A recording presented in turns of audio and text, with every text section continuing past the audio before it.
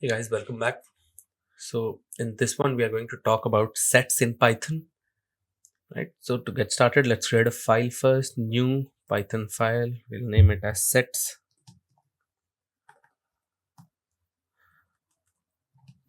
sets.py. All right. So what are sets? So again, a set in Python is mutable, means you can make changes in it, and they are unordered. Okay. So unlike list and tuples, set cannot contain duplicate, and because they are unordered, they do not support indexing or slicing as well, right? So when you want to use set, so this is a ideal case where you want to remove the duplicates from your collection, or when you want to perform some mathematical operations, right? So say you want to do some union or differences, so that's where you use set, right? So sets are mutable, unordered, they don't support indexing or slicing, right? Now how do you declare a set?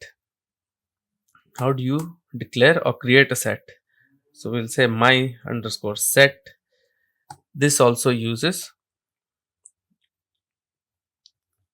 curly braces, and you have the values in it. I'll say 1, 2, 3, 4, 5. Okay. And how do you print it? Using a print statement, print my set. If you run this, what do you get? You get your sets in your output, right?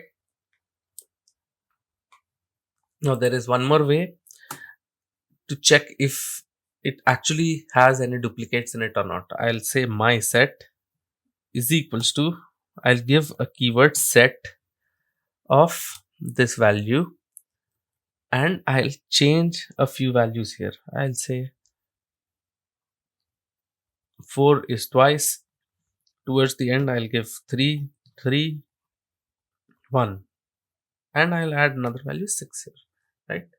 Let's try to print this. What happens? I'll comment the first one. If you see this, it has smartly removed all the duplicate values it had, and it created a set with only unique values in it, right? So all the threes, I just have the unique values in my set, right? But be mindful that this order that we are seeing here, right, is not constant. It won't be the same always, right? All right. So how do you add and remove elements in a set?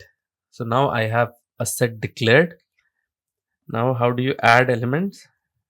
So to add values, you have to just give a keyword my set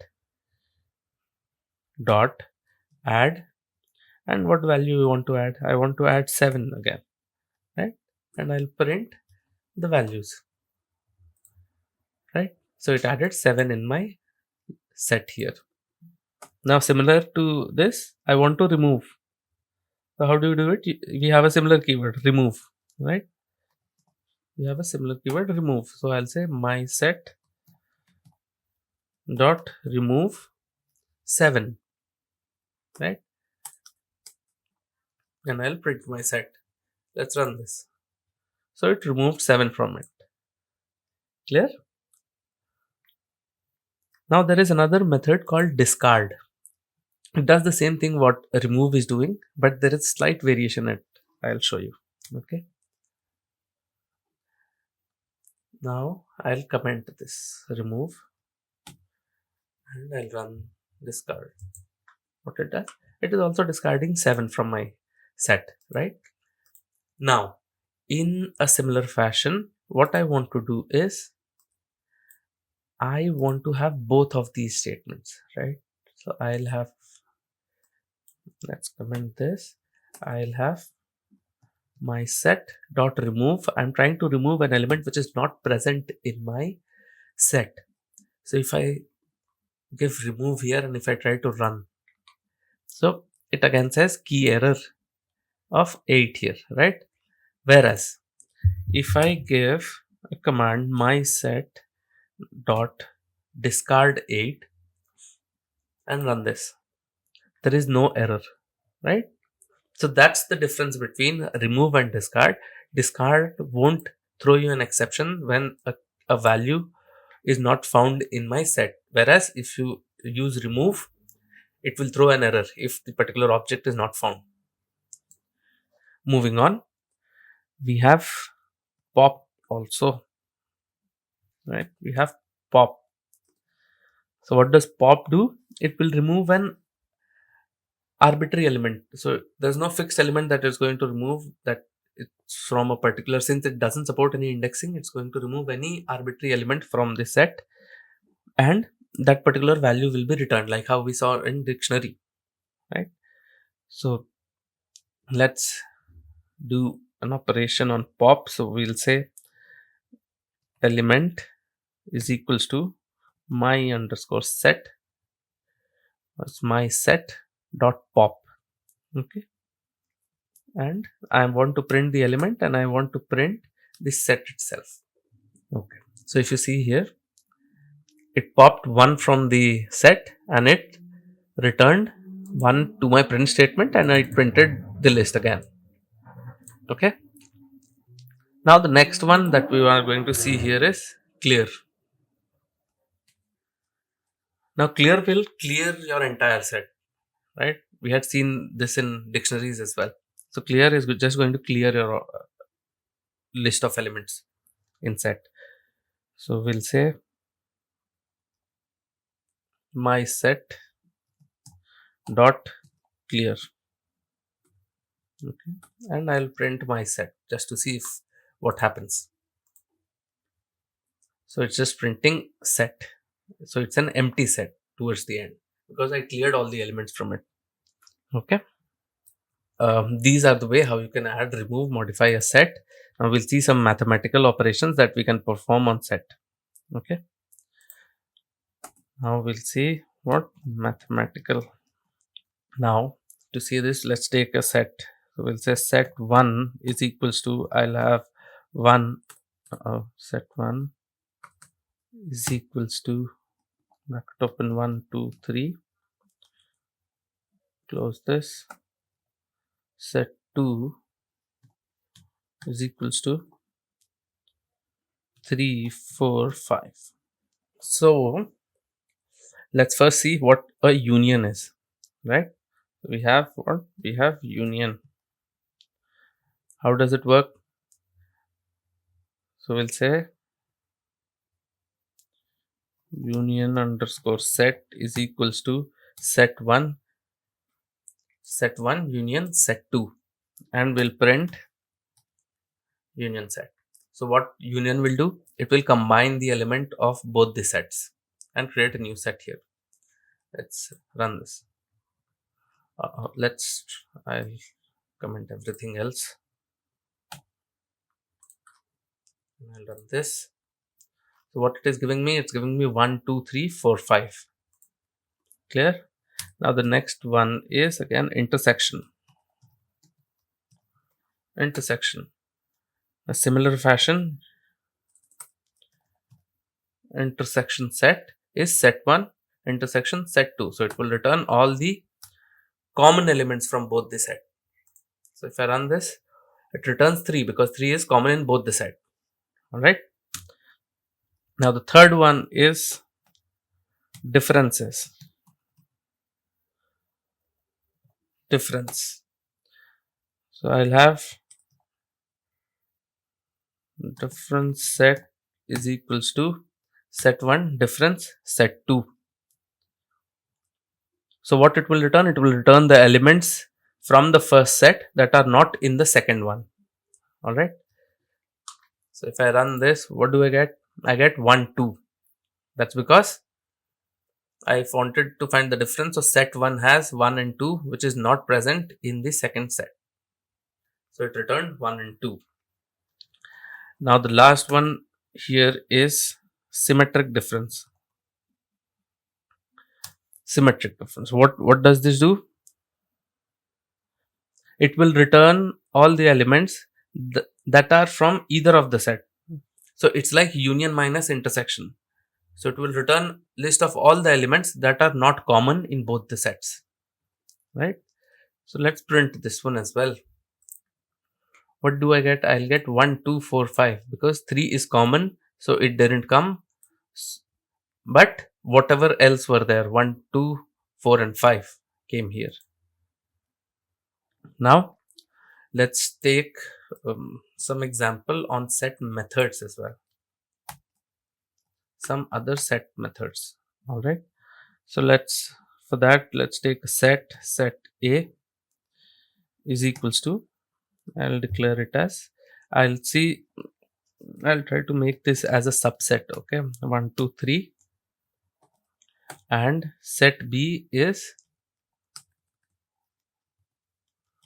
I'll have 1, 2, 3, 1, 2, 3, 4, 5, 6, 7.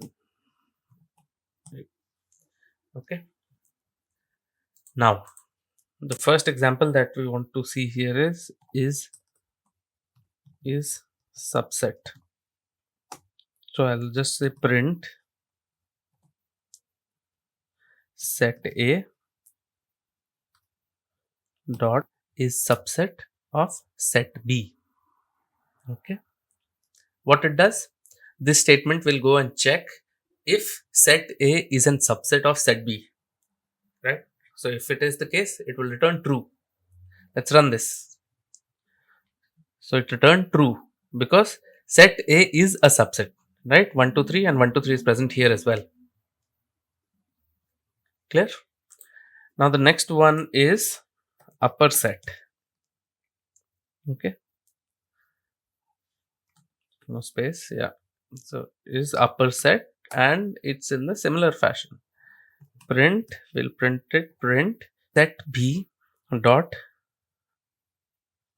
is superset of set A, which is the case, right?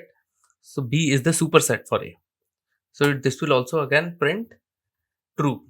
Let's run this. This will also print true. Now let's do the other way, whether it prints a false or not. So print set B dot is, set A dot is superset of set B. So we'll get true from this one, line 51, 54 will return true, 55 will return false. Let's run this. It's returning a false. Now the next one that we want to see is, we'll say, is disjoint, right? Now for this we'll take another set C is equals to, we'll give 10, 11, 12, and we'll write. So what disjoint will return? It will return true if two sets don't have any common elements. All right. So since set C and set B don't have anything in common, we'll try to check if disjoint works here, right? So we'll say print set C whichever set C dot is disjoint with set A.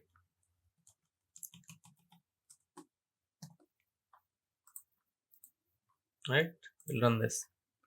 So it says true because they don't have any elements in common. Right? And if you want to, again, the last one, if you want to copy a set, how do you copy? Copy is again same thing. We'll say set underscore copy is equals to set A dot copy, and you'll print the set copy. And you'll print 1, 2, 3. Okay, this is copying. And lastly, when you want to iterate over a set, right? We didn't talk about this. Iterating.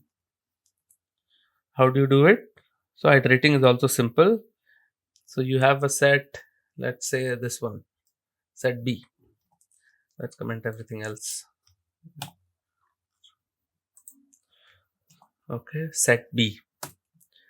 Now you want to iterate over this. How do you do it? So it's simple. For items in, let's say for item in set B, and you'll say print items. So it will print the items individually. Okay, 1 2 3 4 5 6 7 8 9. Simple. All right, and I think that's a wrap on the collection items. We have learned to create, iterate dictionary, list, tuples, and sets. We should be holding good here. Now we'll move on to the string methods in our next lecture. All right, so see you guys in the next one.